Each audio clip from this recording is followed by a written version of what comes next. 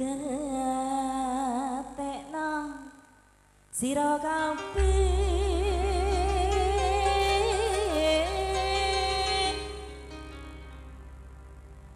rikala jamane nabi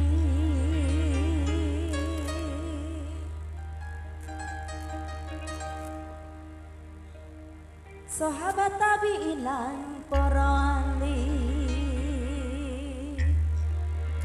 iku nglanggengake ngaji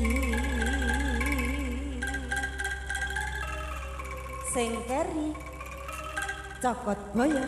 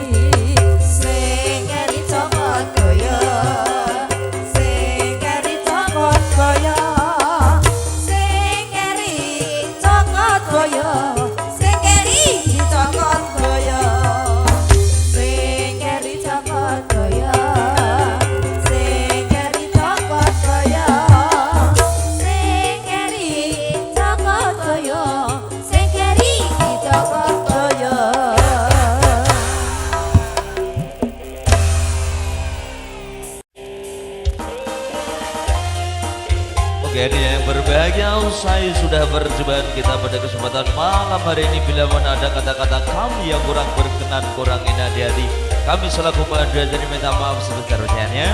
Terima kasih SBH Audio Sound System, terima kasih Adnisa Production, terima kasih semuanya. Akhir kata wabillahi taufiq wal hidayah. Wassalamualaikum warahmatullahi wabarakatuh.